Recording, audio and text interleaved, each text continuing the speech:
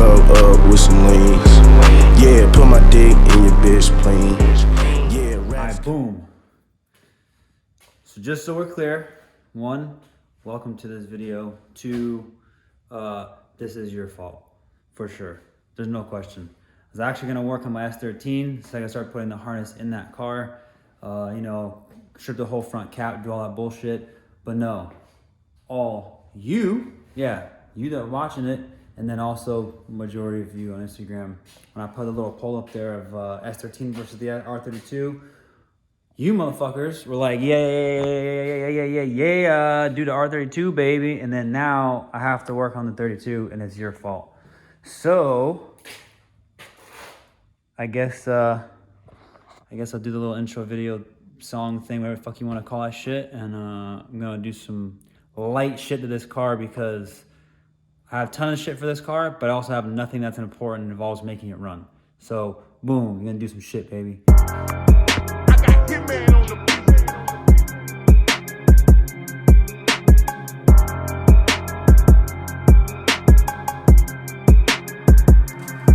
Keep it on the logo, drop a bag and get a nigga buried. Lil' bro, since shots out through your car, he think he's Stephen Curry. I done dropped the 8 inside my soul, that mean my drink is dirty. I'm getting more money in the streets than Ross, I got these chicken servers. They run the strippers to the studio, just give me service. I'ma put my trust inside this Tulio, go 730. Say with my demons every day, these niggas good at murking. Alright, cool. So, all I'm doing today is 2 things, right? And I know you're thinking I'm gonna do some like major work, which technically this does advance the engine of the car towards running. So in my opinion, it's nothing, but it's also major at the same time, right? All right, so boom. Now what do we got here? Hold up. So I've got these Franklin performance lines, and this is the coolant line, which deletes the oil cooler, the factory oil cooler. And it pretty much gives you a nice, direct, brand new, easy line that goes from the water neck. So from the back side of the water neck here, which once I pull this off, I'll show you. But it goes from here to the block over here, right? And then this kit right here is the kit for the RB25 head drain, the factory one. The one that goes here, and it comes all the way down, and it goes into that zone right there. Now, as you can see, it is nice, it's tucked away and all this shit, and it works, and it's out of the way. It's birdiful, right? It's absolutely birdiful. But I'm not gonna run AC, so it doesn't have to tuck around the AC. And then I can just go down and right there. Now, because of how much pain in the ass it is for the oil drain for this turbo, I highly considered doing my oil drain from the turbo coming here and going right to there, and personally, I don't think there's anything fucking wrong with that. Instead of running it back in here, can we even see it? It's hard to see. But you can see the fitting down there, right? Yeah. That's where the oil drain's supposed to go. So essentially, I'd have to come down this way, loop it all the way down and around into there, which, you know, considering how low the manifold goes here, that's gonna be a huge pain in the dick. So anyways, not trying to get too fucking crazy into that shit, but for the time being, I'm gonna make this line go from here to here. I'm not gonna seal it. I'm not gonna go fucking crazy because like I said, I still might run this to here. And if I run this from here to here, I can run that and make an extension to the other one. And I know what you're thinking. Oh, well, you know, if you were to make something like that, wouldn't it pull up? Yeah, it would definitely pull up as long as, because technically there'd be a flat spot in it. But as long as it goes down, it is a head drain. So as long as there's more volume up top than there is down low, it'll still get back, you know what I'm saying? But I mean, it's not the proper way to do things, but you know what I'm saying? Turbo, way more important. Older RBs don't even fucking have this shit. And a lot of the big fucking motorsport niggas out there doing that shit have the oil head drains in the back of the head that they make, and they have the fucking thing going to the block anyways. So let's pull this intake manifold off and start with the first section. Boom. I get game from Pluto, then I twist it up. I'm over you, ho, you can't even get me up. I'm in the club with my Nina and the meme up. Baby, I'm a killer, I don't care if you a scrub. Okay, that was simple enough. It's only held on by one bolt, so whatever. So check me out. All right. Man, this is pretty, I'm not gonna lie, this is pretty convenient right here. You know what I'm saying? Like, I gotta do something about this hole at some point later on, but for right now, I can just have me a seat in the corner, I can hang out, I can enjoy myself, boom. Okay, so, this is the old shit, and essentially this connects from here to there. Now, it's supposed to connect here, run in, run back out, and that's how that works, right?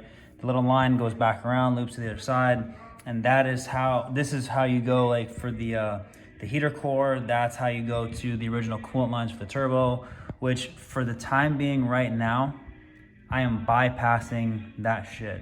So this poor little turbo is gonna not have any water running through it to keep it cool. That's not my fucking problem right now. That's a problem for future me, right? That's what they be saying, that's what I be doing. And also, I plan on doing a water cooler that's gonna run into this, and that with its own pump separate, with its own little cooler separate, right? That way the engine can get just radiator cooling like it needs to by itself, nothing crazy. So you can see old me also broke me because I had no fucking money. That's how I fucking solved this problem of porting off these extra holes. Bolt, clamp, and some silicone, right? This is a poor way of doing it, but this actually does work 100%. I've done it before on my RB20. You know what I'm saying? Like, I've never had an issue. You know what I'm saying? It's not a great solve, so don't do this. But if you're in a pinch, you can do this, and using the proper line is important, because if you use the wrong shit, that's gonna turn into a fucking mess. So anyways, I gotta get rid of this bullshit. And then the hardest part, I guess in my opinion, is probably gonna be trying to remove this without damaging the hole in here. So let's go for that real quick. All right, so let's do this, right? This is how this works. I remove this piece, which this goes inside. There's a nut that goes in the back side of the housing in here, and they seal with these O-rings right here, right? This is an optional port, which I'm gonna have to block off. Is this optional port? I forget that's the optional port. Don't quote me on that. Anyways, I think it's the optional port for if you want to do the coolant lines for that, but I forget exactly now that I think about it. I haven't gone over this in a little while. So anyways, this goes in here.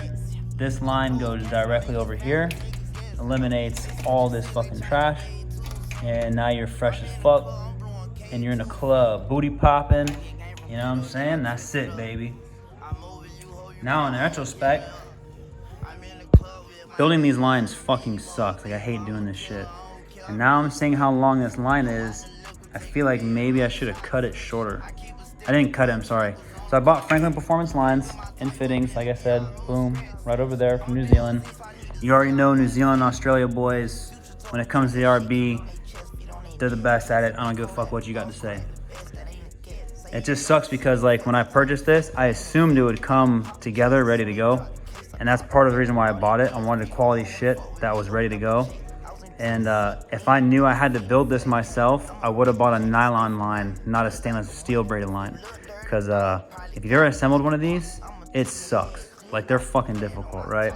But the nylon lines are a lot easier to deal with because the stainless steel doesn't have much give to it, where the nylon's got more give to it. So, let's watch me struggle taking this shit off without trying to damage it. And then that will come off no problemo, I hope. I'm not gonna jinx myself, but here we are. So, boom, baby. Let's do this.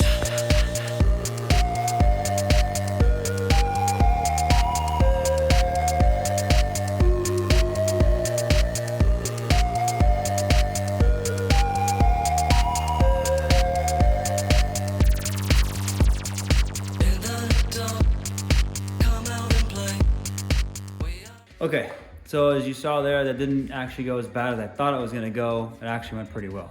All right, climb back in here again. So like I said before, this is excessive. This is how it should look when you silicone things. I took a quick picture, which I'll put here, of the difference of how things should look. But basically, you want a nice bead all the way around. but a thin enough bead to where you're not protruding outwards and definitely not protruding inwards, right? So now that I've opened this up, I'm seeing some fun stuff in here. It's not great, but I need to make sure this hole in this surface is clean, and I have to put a nut. I have to put that bolt through here with a nut on the back side of it.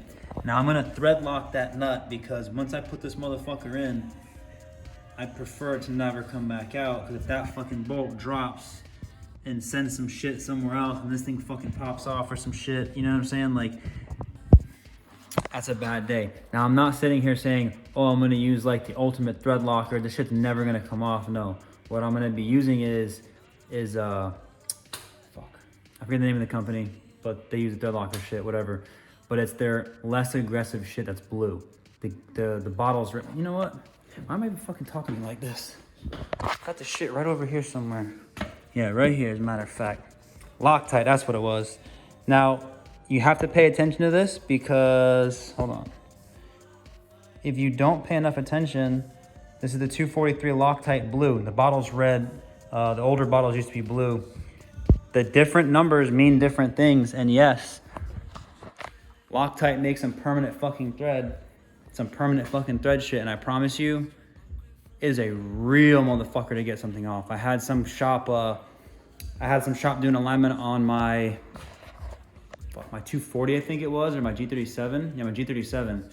And I had rack spacers. I put slip-on rack spacers for the tie rod ends, the inner tie rods. The inner tie rods. And these motherfuckers put like the not come loose shit, and then of course one day I had to change the inner tie rods out to upgraded ones and upgraded my whole shit. And of course I almost like fucking broke the rack to get it loose, and I thought the threads were stripping. I had to get a thread chaser, all kinds of crazy bullshit, whatever. So moral of the story is, don't fucking do that. Know what you're doing. You know what I'm saying? Pay attention to the different types of thread locker and what you're gonna use them for. Boom. Anyways, so let's get back to it right here, baby. So, okay, cool, I got that off. I'm gonna clean, hello, thank you. I gotta get this shit out of here, it's disgusting. I need to make sure this hole's fucking clean, and then I'm gonna pull that out. Now, again, let's go through it real quick, because it's important. I'm not trying to take you on a fucking journey here, but every time I buy, oh, I have a brand new one, fuck yeah. Okay, so if you don't know, Ultra Gray Permatex, this is the shit right here, hold on. This is the shit to buy, right? The absolute shit. Now, the downside to all of these things is, even though they make them, oh wait, hold up, I need that. Even though these motherfuckers make them to where you can reuse them, I assure you that always ends up never being the case. So think of these as one-time use. I mean, they're not one-time use, but every time you use this shit and you try to seal it back up here at the top, the shit dries up to like here somewhere, so it's dry from here up. Then you try to like stick holes in it to like get the shit from in here back out. This is fucking dead. Like, it's a fucking mess. So like, I always consider these to be one-time use, or you just cut a slit somewhere else and you use it again from down here and not up there. And then it's two-time use only. It's not supposed to be that way, but that shit happens. So I'm going to, I'm gonna clean some shit, and you're gonna watch some time-lapse shit, baby. I don't want you give it.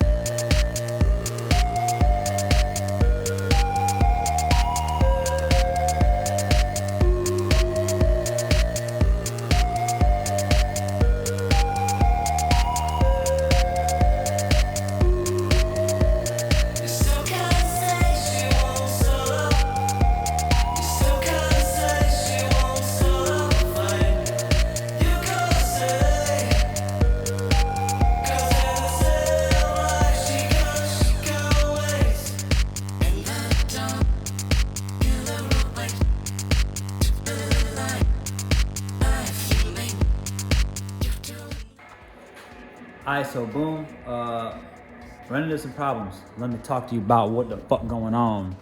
So, hold up. Alright, here we go. So, got the first thing, alright. So I pull a WD-40, oh, where am I going? pull a WD-40 and then in this, that way this piece could slide in like the same way everyone does into your mom. And then I spun it so that way the lubrication went all the way, so that way I could rotate this piece as needed.